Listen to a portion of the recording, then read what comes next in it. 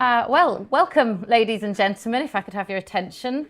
It's a pleasure to see quite so many of you here today. Thank you for, crossing London, transport problems and whatnot, and the weather. So it's great to welcome you all here today. In terms of today's lecture, I'll do a very brief introduction of myself. I'll be giving the talk today, which is a great pleasure. It's part of the series of lunchtime lectures that are sponsored by, with lunch provided by, the Fleet Street Quarter Business Improvement District, which is a wonderful champion of the work that we do here at Dr. Johnson's house, and celebrating in our community far and wide all things to do with Johnson, the 18th century, London, Fleet Street, and many things beyond, including today's topic of tea. My name is Celine Lupo-MacDade, and I'm the director here of the museum, which is a great privilege of mine. It's a vast subject. I'm sure many of you in the room know a lot about tea, trade, the 18th century, the porcelain, the many, many different sort of spouts that can go into research on the subject of tea. It's vast, and I claim to be no expert in all areas, far from it, but I'm here to talk to you today about Johnson-centric views around tea, tea consumption, and some of the discussions about tea that were happening at the time, with a very brief introduction of sort of the popularity of tea as well.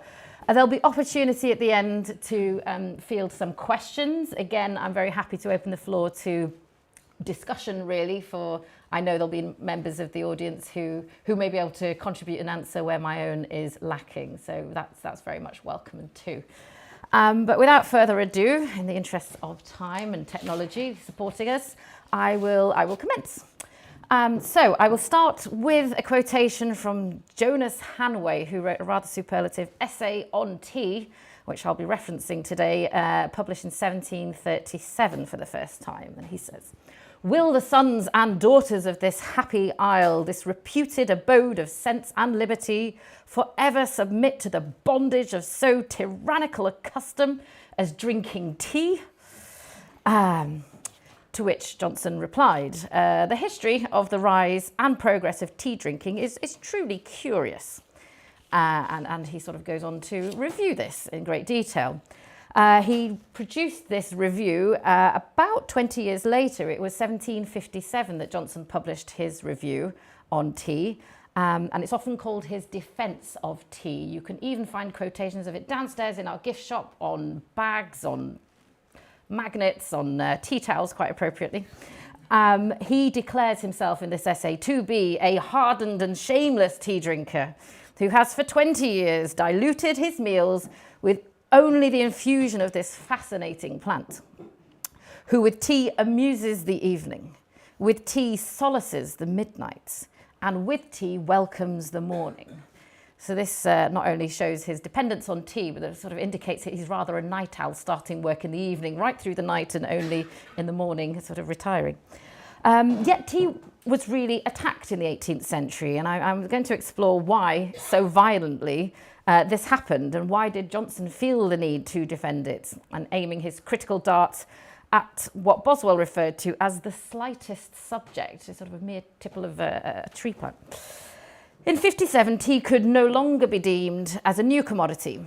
It had been known in Britain for around or more than 100 years and had become incredibly popular in that time.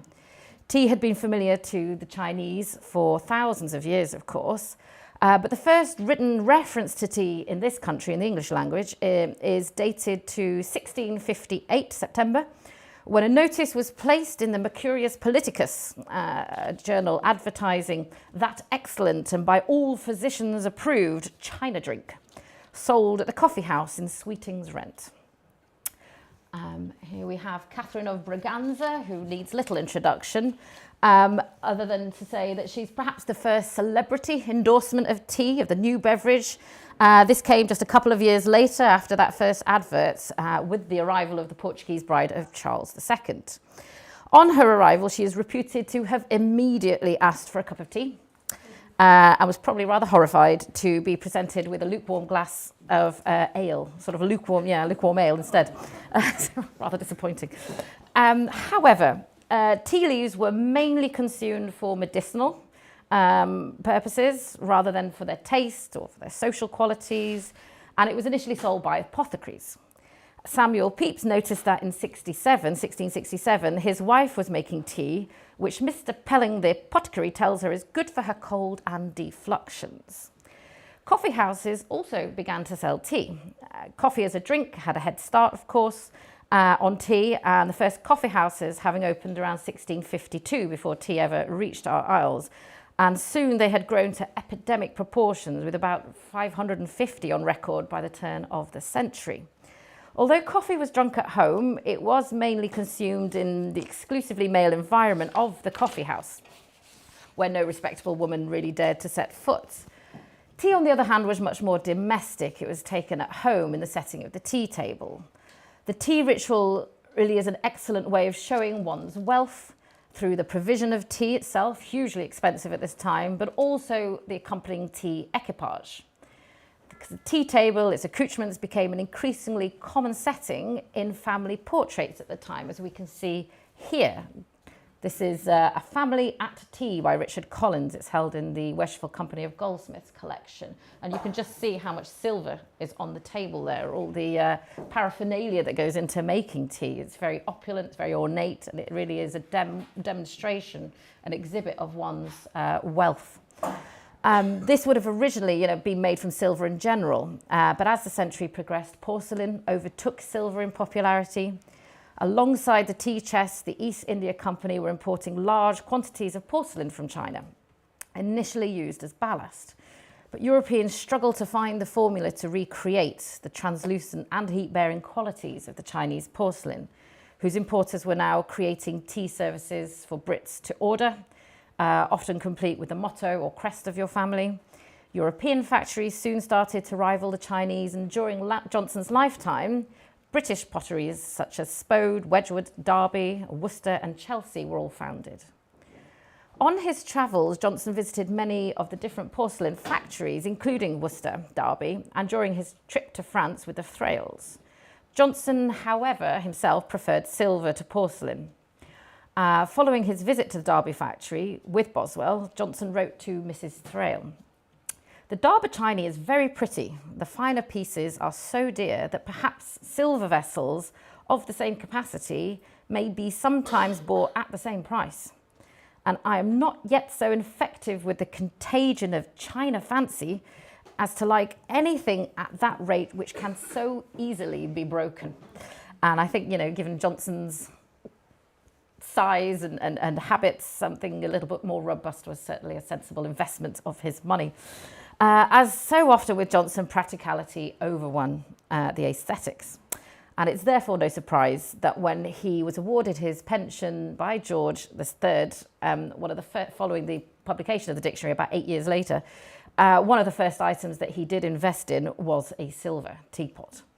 However, Johnson did come round to the idea of porcelain, and there are probably three, unsurprisingly quite large teapots that claim a provenance to him. So here, this is in the British Museum, this one in the Birthplace Museum, and this one in a private collection in the States, I think. So tea became very popular among the upper classes principally, who used the tea ritual as a convivial social forum and an opportunity to show off their expensive tea services. The tea itself was imported by the omnipotent East India Company and then sold at auction before individual retailers would sell it to private customers. Thomas Twining took over Tom's Coffee House in 1706 and soon began to specialise in selling packaged tea, such as this, Thomas and Daniel Twining, referencing the Gold Lion Court near Temple. As ladies were the main consumers of tea, generically speaking, and as we said, no respectable woman of status would be seen inside a coffee shop buying the coffee, women often used to wait outside in their carriage while a servant was sent in to get the purchase. Ever commercial, spotting an opportunity, the Twining family opened a specialist tea shop, which I'm sure you're all familiar with, just a short walk from here, called the Golden Lion, and this was to cope with the increased demand and to provide a suitably respectable environment for elegant and fashionable ladies to be seen making their purchases. And here we have, still in situ, just next to St. Clement Danes. Twining provided tea for coffee houses also and retailers across the capital. And as the century went on, Britain, like Johnson, became rather addicted to, or certainly dependent on, tea.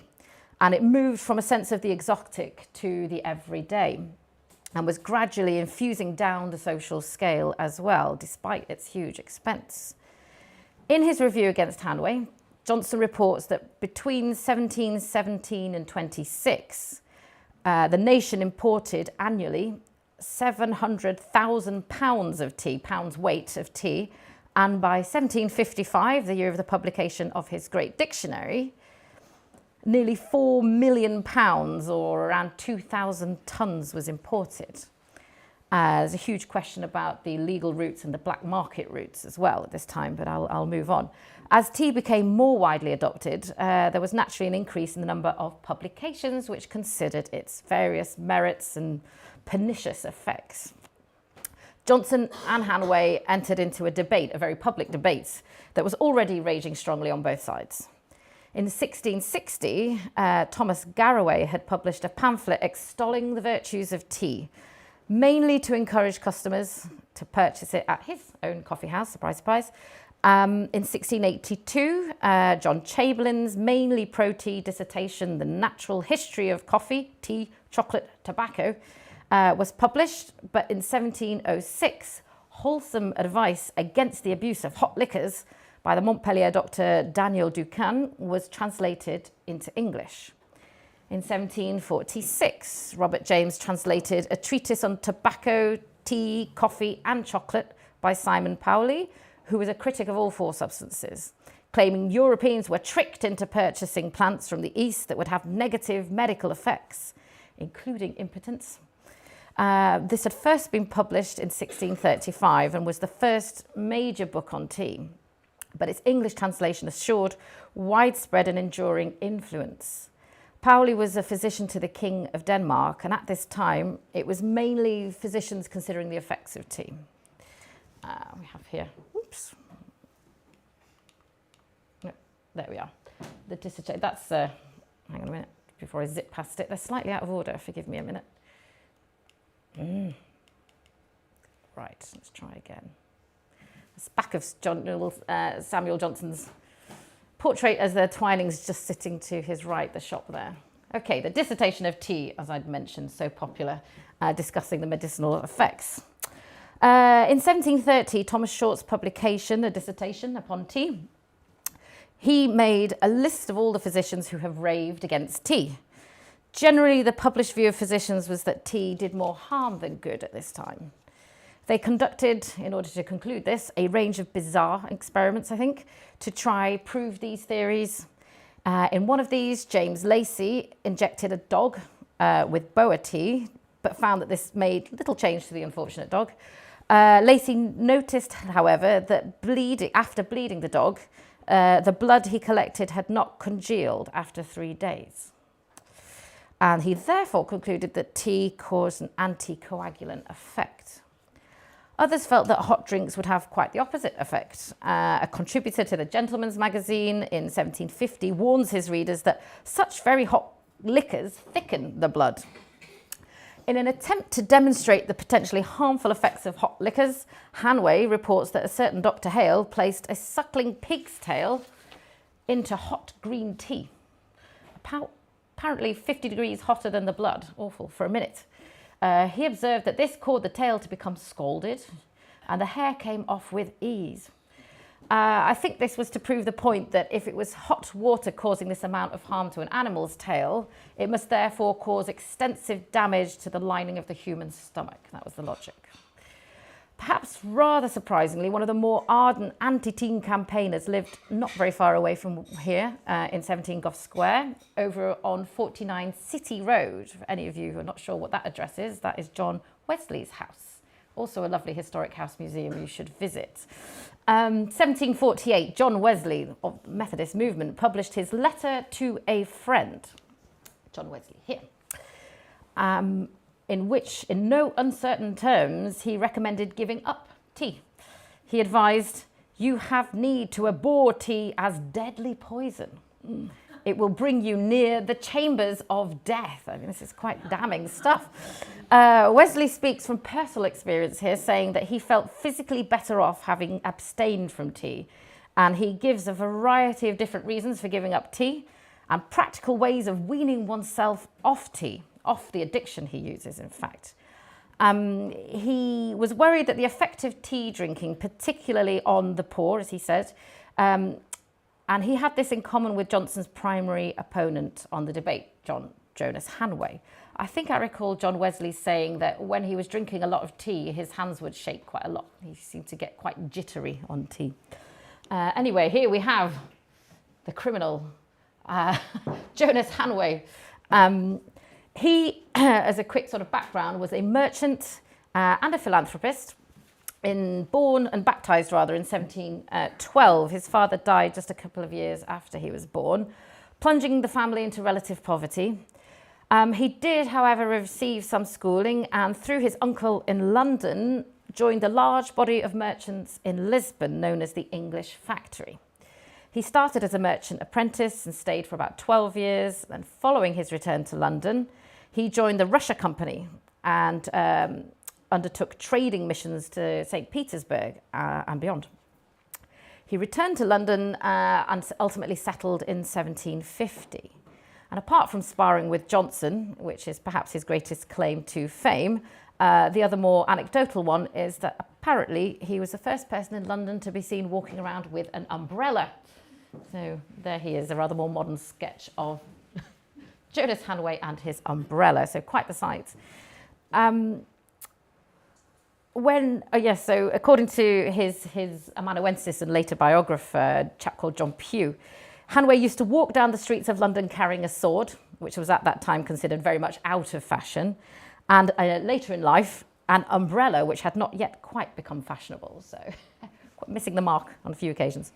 Hanway's mother died not long after, in 1755, and after many years walking abroad, Hanway dutifully returned to Portsmouth, a trip which influenced his second book, a journal of 8 days' journey from Portsmouth to Kingston upon Thames, published 1756, to which he appended the essay on tea. The initial presentation copy was produced in 56, and then expanded version appeared in 2 volumes the following year. And it's this that Johnson was reviewing, the 1757 version. Why Hanway chose tea as his subject is not entirely clear, but he managed to furnish an entire second volume composed of 26 letters with diatribes against the beverage. So, I mean, he took his sentiments and his beliefs really quite seriously. So here is his journal to the 8 days. With his mercantile background, Hanway would have understood the value of the trade in tea. So it's perhaps surprising that he chose to write against it. However, it is pertinent to say that he was keen to proportion no blame at all to the East India Company in any of his arguments. Why Johnson chose to defend tea is a slightly easier question to answer. Boswell, his biographer, stated that, "I suppose no person ever enjoyed with more relish the infusion of that fragrant leaf than Johnson." Johnson himself, admitted in the first paragraph of the review against Hanway that Hanway was to receive little justice from a hardened and shameless tea drinker. We also know that poor Mrs. Thrale, his dear friend Hester Piozzi Thrale, was kept up to all hours of the night, all hours of the morning, pouring endless cups of tea, trying to quench Johnson's thirst. And there are many anecdotes of just how much Johnson enjoyed and really rather tried the patience of his hostesses by refusing to lay his teaspoon across his cup, which would indicate that he had actually had a sufficient amount of tea. So there it is, idling on the table still. We have downstairs, you may have seen, and if not, the room directly below us opposite the library, on display are some of the items from Mrs. Thrale's equipage. So we can imagine that Johnson would have supped tea himself from this at her tea table. When Johnson went to visit the Boswells, when he was on his tour of the Hebrides with James Boswell, he, at the outset of the journey, went to visit Mrs. Boswell, and Boswell had informed his wife that really Johnson had a very particular habit when it came to tea.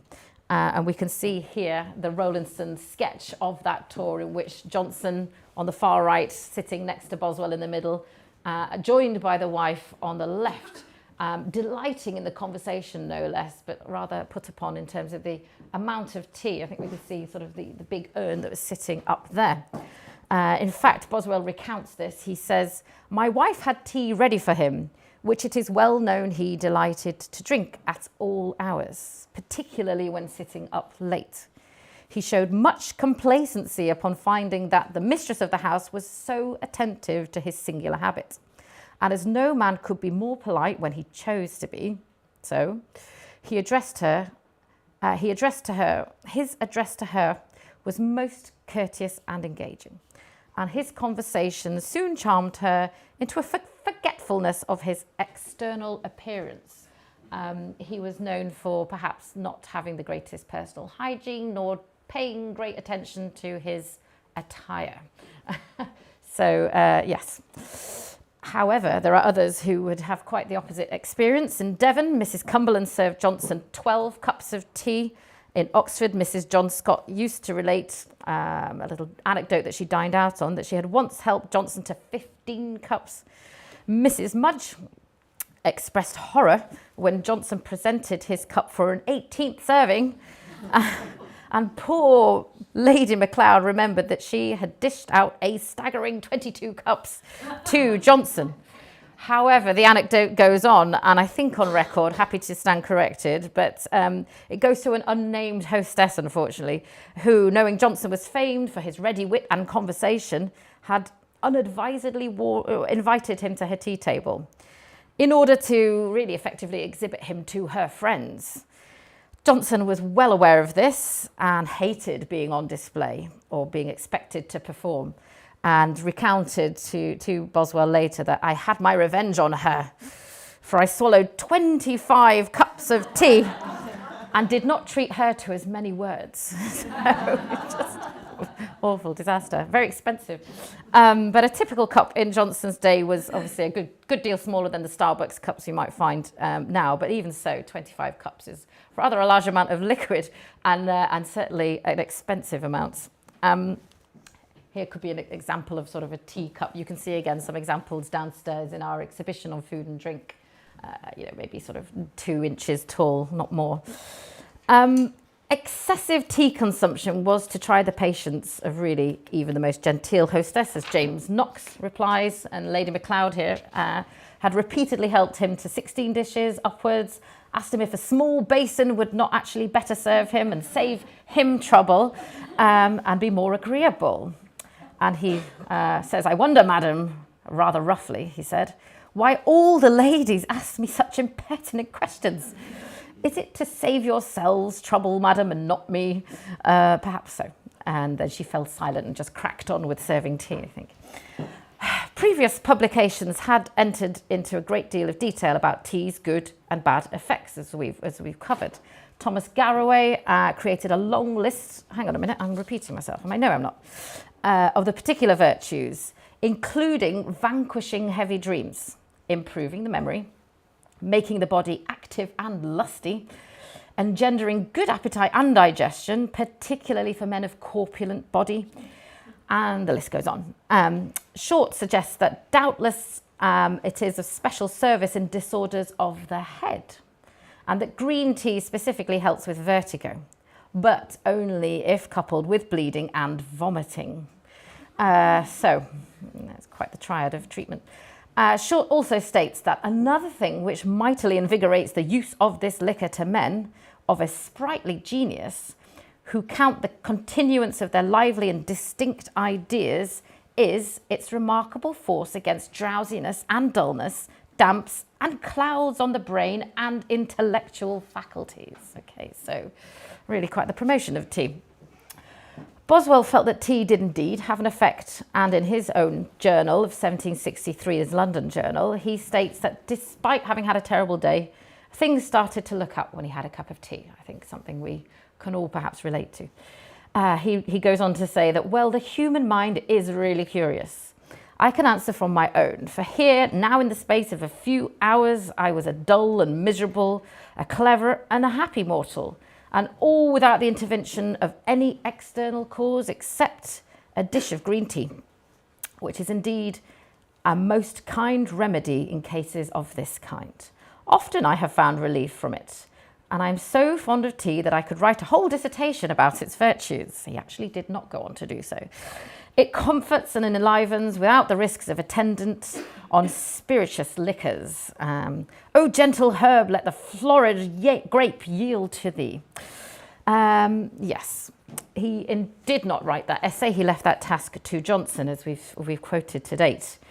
Many writers, including Hanway, disagreed and short-stated that tea had the opposite effect, causing depression, and that persons of weaker nerves would fall into lowness and trembling if overindulged.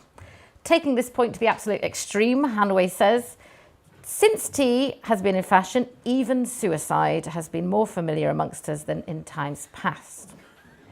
Awful. However passionate Hanway might have been about his various causes, he clearly lacked the solidity of argument and frequently jumps to these rather wild, dramatic conclusions. And one of his reasons surely is this, which caused Johnson to rage against him in his own essay. Johnson's defence on tea, not as one might expect, lists the happy effects of this drink on the constitution and mental faculties. He merely refutes Hanway and other assertions that tea is responsible for health problems that they state, blaming it on a general change in lifestyle instead. Johnson says that the diseases commonly called nervous, tremors, fits, habitual depression, and all the maladies which proceed from laxity and debility are more frequent than in any former time. I believe this is true, however deplorable. But this new race of evils will not be expelled by the prohibition of tea. The general languor is the effect of general luxury, of general idleness. In Hanway's essay, he moves on from health issues, and in Johnson's words, Hanway then proceeds to enumerate the mischiefs of tea, seems willing to charge upon it every mischief he can find. When you consider all the various offences that Hanway throws at tea, Johnson's comment does seem rather fair, rather just. He manages to accuse tea of diminishing the British population, promoting bad nursing, causing an increase in suicides and bad teeth, emasculating men, and even, and this is really quite a spectacular claim, he says women lose their beauty due to tea consumption. But certainly Johnson does not accept this, and they do, however, agree on one matter concerning tea and the poor. This is one point they do agree on. As the century progressed, tea, as we've said, began seeping down from the higher echelons of society through to the working class. And Hanway states, "It is the curse of this nation that the labouring and mechanic will ape the Lord." Here we have an image of contentment in happiness, however, and we can see contentment in poverty. A gentleman, however impoverished, drinking a cup of tea. It is a curse perhaps, but as with so many fashions, the lower classes copied the upper classes, and tea's popularity soon infiltrated every layer of society. As its popularity increased, so did the intensity of debate, and moral and social commenters joined the physicians, considering the effects of the beverage. But before we consider more of these views, it's worth taking a brief sidestep to consider just how expensive tea was, and how those on a lower income, which include Johnson, for much of his early life at least, were actually able to access or afford such a luxury. Here we have Twining's gunpowder green tea, available just down the road in its more modern packaging. Twining's had been selling this particular tea, the green powder, the gunpowder green tea, and has done constantly since the start of the 18th century. So we can make sort of a good relative estimation of what costs they are with regard to this particular tea. So 100 grams of Twining's gunpowder green loose tea now costs about £4-ish. But in 1706, when first opened, this was selling for about the equivalent of £200 today, maybe even more in inflation in recent years. Much of this was actually owing to the massive tax that was imposed by the government on tea. It's well known that in Lichfield, Johnson's birthplace, Johnson's father Michael discouraged his mother, to say the least, from entertaining friends and neighbours at home, as they would have to be served tea, and this is very expensive, and they felt they could not afford it. For much of Johnson's life, certainly there was, before he was awarded the pension, he was living in impoverished circumstances, even in a large house like this. It sort of gives a sense of expense and luxury, but it was all paid for up front with the advance for the dictionary. So how did they generally, those on a lower income, afford tea?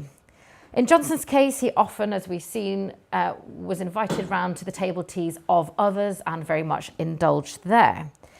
Mrs. Thrale and others. And the Johnson went round to Joshua Reynolds' house very much so too. And we here downstairs on display in our own collections have some of Reynolds' tea caddy as well, which you can see in also a flask. Although Johnson was certainly not shy of partaking from the pots of friends and acquaintances, he did apparently consume a fair amount here at home, and Anna Williams would be the one most likely to be serving the tea, and this is despite her own near blindness following a cataract surgery. So here in Gough Square is where Anna Williams joined Johnson's household around 1752. Here and in various other residences across London where she would live or live very nearby, she would be the one manning the kettle into the early hours of the morning, waiting for him to return from the taverns and inns or houses of his friends. It was a sign that you were accepted into Johnson's innermost circle if you were invited to have tea with him and Anna. And Boswell finally got this opportunity, and he then declared, "I willingly drank cup after cup as if it had been the Heliconian spring." Although he does later complain that given her near blindness, the way that Anna would know that the cup wasn't about to spill over was sticking her mucky finger into the cup, which is something that appalled Boswell in terms of hygiene, but there we are. In his attack on Hanway's essay, Johnson confesses that his kettle scarcely has time to cool. Yet the previous year and the following year, he was arrested for debt, and so he was certainly not living a stable or comfortable existence. One of the reasons that he was perhaps able to afford tea was because he thought it was an essential commodity worth running up debts for. It was reported that Johnson's milkman even tried to arrest him for debt here in this house, and even more evidence perhaps of his excessive consumption of tea. Milk had, of course, by this time become a staple part of the tea custom in England, as opposed to in Europe, as had sugar. Now, the question of whether to add tea or not to milk to tea still rages, and is it before or after? And there was a recent article you may have seen in the news today about the American embassy coming to the defence of tea and salt taking we can touch upon perhaps in question time. Another explanation perhaps for Johnson's ability to afford tea is that there were different qualities of tea at the time, and they clearly came with different prices attached. Although there were perhaps 2 or 3 types of coffee sold, tea by the second half of the 18th century had numerous varieties and qualities, and we can see from the auctions in the East India Company, not least, and from the tea merchant's sales list. In Thomas Twining's Ledger B, which dates between 1715 and 20, he sells just 2 forms of coffee, slack and high, yet there are already over 18 varieties of tea listed with differing prices. Johnson was acutely aware of his inability to afford the higher quality, particularly when compared to his now prosperous former student David Garrick. According to Kemble, Johnson envied him his power of drinking such fine tea. Hanway reported the difference in tea quality could be compared to the difference between, say, raw cabbage and pineapple, a very exotic fruit. Johnson certainly drank tea at home, but one would have to assume it was not the more expensive variety, and he would likely wash his leaves again and again. High-quality tea leaves were so prized that it was common practice for the wealthy to give these tea leaves, once used, to their servants, who would then recycle them and have a rather weaker cup of tea, or perhaps even be able to make money as a side hustle from them. There was also a huge, large black market for tea drinking in the 18th century, and this is part of the reason why it's hard to definitively say what the consumption rates were, what the expense was. We only have the official figures brought in through the East India Company, although more recent research may be able to add to that. Smuggling rates went up and down, often depending on how high the tax on tea was. But illegally imported, and therefore it was much cheaper, accounted for the larger part. I've heard perhaps up to 2/3 of tea consumption in the UK was on the black market. In his review, Johnson states in 1955, £4 million was legally imported. So, probably twice that was on the black market. Experts have suggested that it could even be up to sort of 7.5, 8 million a year pounds. Contraband goods aside, another reason that Johnson could afford tea was simply that poorer people spent larger portions of their income on the beverage than we do now. In the 1790s, slightly after Johnson and Hanway's time, Sir Frederick Martin Eden toured Britain in order to carry out research for the report, The State of the Poor. He discovered that a labouring family would typically consume about 2 ounces of tea a week. When this is added to the sugar and the milk that the English tended to take with their tea, he estimated this used up to a staggering sort of 10 to 15% of their annual income, which is quite a lot to spend on tea. Tea had infiltrated every layer of the society by the beginning of the 19th century, forming a key part of the drinking habits of all social classes, not just the wealthy and the fashionable. The widespread nature of tea consumption is also evident by the simple fact that in the year before Johnson's death, in 1784, there were 33,778 licensed tea dealers in the UK. So, 100 years before nearly, that was sort of 550 coffee shops, nearly 34,000 tea dealers. Boswell asserts that Johnson's review of the Hanway essay is a tour de force in support of his favourite drink, and suggests that his able defence against Jonas Hanway should have obtained him a magnificent reward from the East India Company, or at least a plentiful supply of lifetime supply of tea. When reading Johnson's review, we find that although he certainly admits to being a passionate tea drinker himself, and never having received harm from it, he says, "I have drunk it 20 years without hurt, and therefore believe it not to be poison," as Wesley suggested. But he does not necessarily advocate tea on every level. He brushes aside Hanway's supercilious and emotive arguments, but the two men agree on the one essential point, that tea is really very expensive and not suitable for the lower classes if they're going to sort of fritter away their hard-earned cash on it. Let's see, we have Johnson, another sketch of him at the tea table. He must have breathed a great sigh of relief, really, in his last 6 months of his life, when William Pitt decided to alleviate the tax on tea very considerably.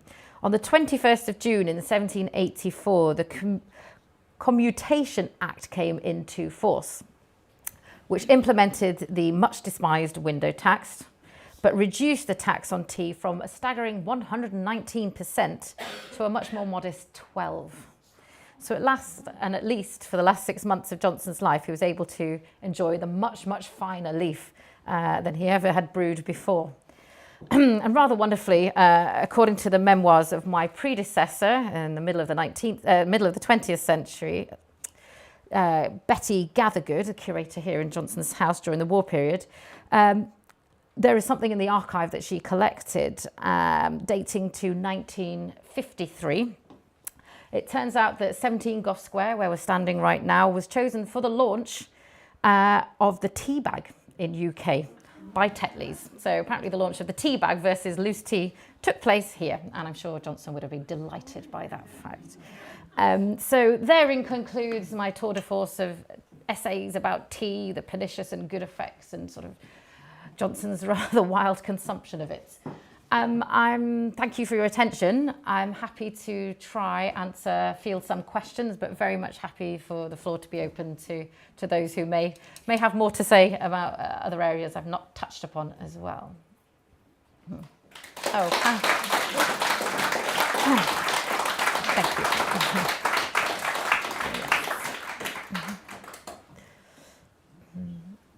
Any questions? Oh, yeah. 1 second. Sorry. Yes, at the back then.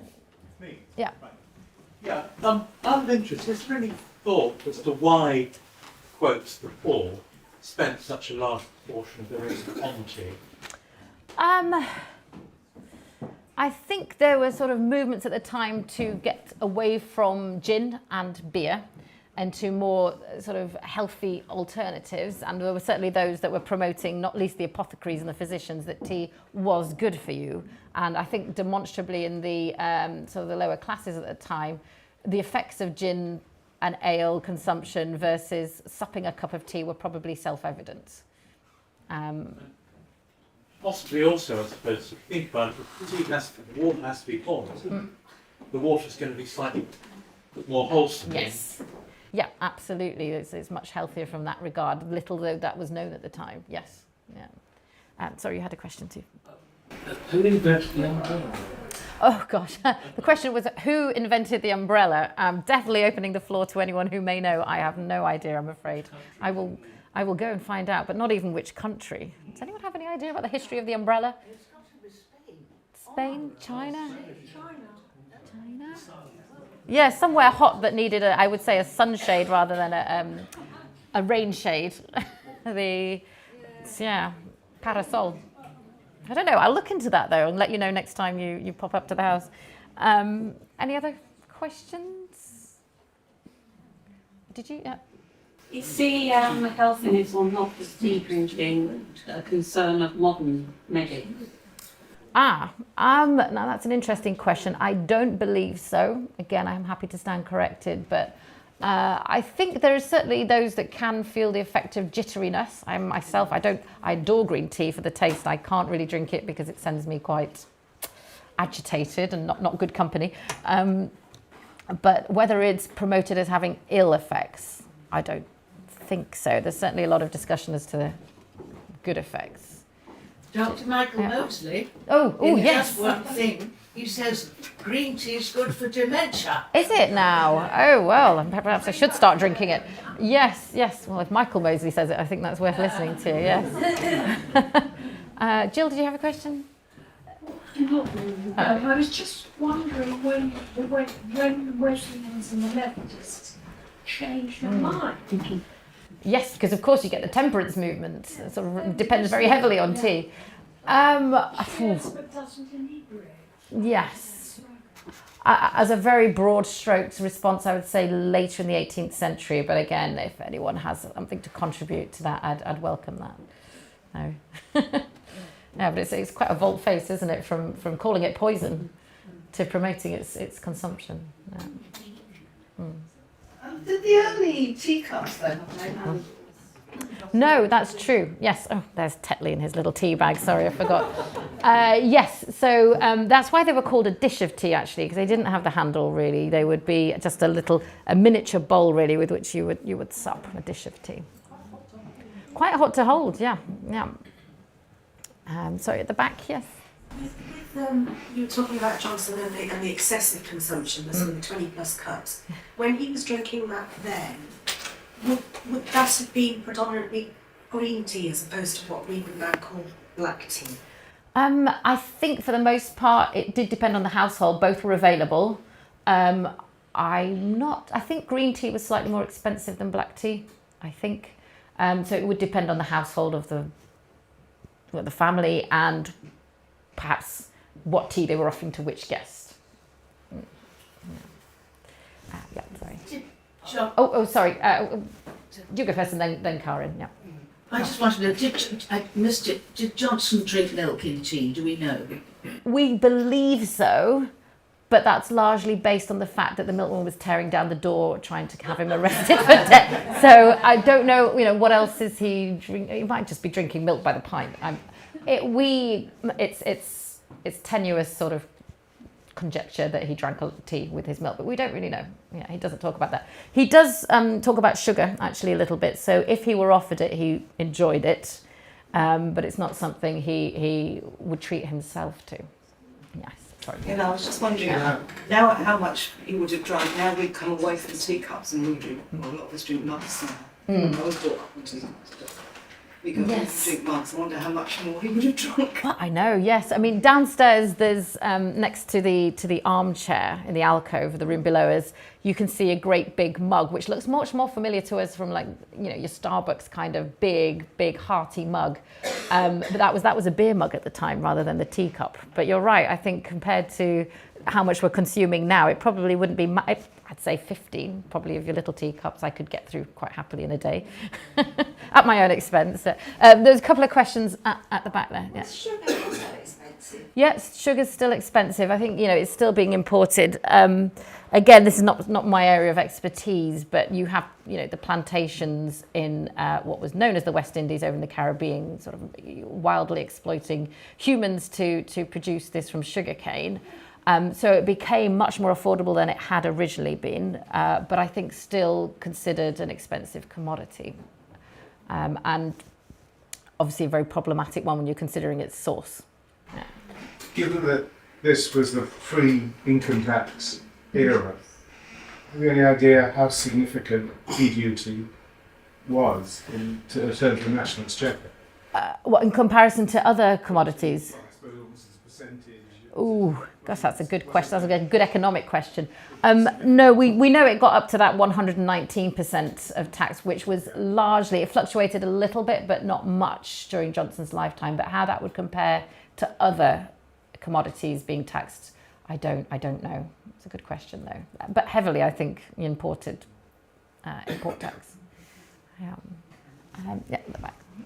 So, just to say, I guess that the poor would only just have tea on its own without the milk and the sugar because of the cost.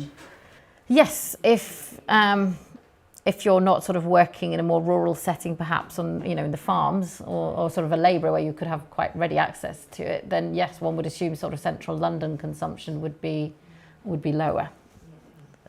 Conjecture on my part, but that's a sort of a logical deduction. Yes, and yeah. Yeah, out of interest, when did you suppose Britain or England get such a reputation as a tea drinking nation? I have in mind, to be honest, the Asterix and Britain story, where the Romans conquered Britain because they'd learned to attack at tea time. One might suggest that's slightly anachronistic. However, it makes an interesting point. I think in the 18th century, and probably demonstrated and then sort of immortalised by the Boston Tea Party. But it's a good question. It's sort of when its international reputation grew, probably through popular culture and mass print in the 19th century, I think. But that is an interesting question because we are absolutely renowned for it. And I don't know how many sort of non-Brits we might have or those with experience further afield, but sort of the horror with which putting milk into your tea, I remember vividly when I was in Italy once, shamed into never doing it again, at least not in company. Yes, it's something particular to us, perhaps. Yeah. Do you know where the idea of putting milk into tea came from? I think, again, this is something I've read, possibly in an article on a book in sale in our shop, Tea and Coffee. It was effectively for those who were using leaves on a multiple basis, so the lower quality of leaf or washed leaves, to make it a little sweeter, to taste a bit less bitter. And that goes full circle back to the article that you may have seen today coming out from this scientist over in America who was saying, and it's very chemically analysed, so the more bitter the tea is, the more sweetness is added, whether that's milk, sugar, honey, or the wild suggestion, which, you know, has led to a rather humorous, you know, apology from the embassy here, salt be added to tea. But that's sort of on a chemical basis and analysis, so it's interesting. But effectively, to answer your question, I think it was added by those who were consuming much lower quality tea to make it more palatable. No, it does seem a particularly British thing. Yeah. So yeah, there we go. I've got a book called To Think of Tea. Okay. And it's about the history of tea coming into this country. There's lots of anecdotes and history of the Johnson features. And there's an anecdote about somebody who was given tea and didn't know what to do with it, so she boiled it up with butter and served it as a porridge. Oh, Well, yes. Yeah. You can get rather more nice sort of tea jellies and things like that. I think that's that. You know, a nice sort of Earl Black or Earl Grey. Earl Grey could be quite tasty, but whoops. Yes, more curious recipes for. The Chinese are lactose intolerant, so they won't put milk in their tea. On the other hand, some Catholic priests travelling in China in the earlier period did remark on the Chinese putting milk into tea. Oh, really? I wasn't aware of that. But that wouldn't be the harm, which is what most Chinese people are. Today, they are definitely lactose intolerant, so they wouldn't be using milk at all. Use milk. No, it does seem to be particularly British, as I think you said, you know, very typically. Sorry, when did flavour, the herbal teas come in? When did that? Now you're testing my knowledge of tea here. Let's see. I think in the 19th century, you know, following the Opium Wars, when mass plantations and then trade into Europe, into Britain came via India rather than through China. And I think at that point, a broader variety of teas, including fruitier teas. But yeah, 19th century. But again, I'd have to really go away to get a more definitive answer than that. Right. So I believe that in the 18th century it was cocoa in the morning, was it? There was tea more of an afternoon drink? Sort of in tea taking habits as to, yes, sort of high tea, afternoon tea. Yeah, I think you're quite right. I rather fear we may have exhausted my knowledge of tea at this point. If you want to talk about Johnson talking about tea, I can crack on, but yeah, rather niche knowledge. Well, thank you very much for coming today. We do have these lectures running throughout the whole year. Thanks to the Fleet Street Quarter, we've got extra funding for 2024, which is wonderful. So every last Thursday of the month, you know, 12:30 for lunch, sit down, one for a talk, and just a general visit of the house. The best way to find out about it is probably through our newsletter, and that will give you the link to booking or replying to that newsletter directly in lieu of the link. And so if you haven't done that, do please subscribe. You can do that via our website, or just give us a call at the house or the office and we can get back to you as well. But thank you very much. There's been a full house. It's been very nice to see so many of you here at the start of the year. Thank you.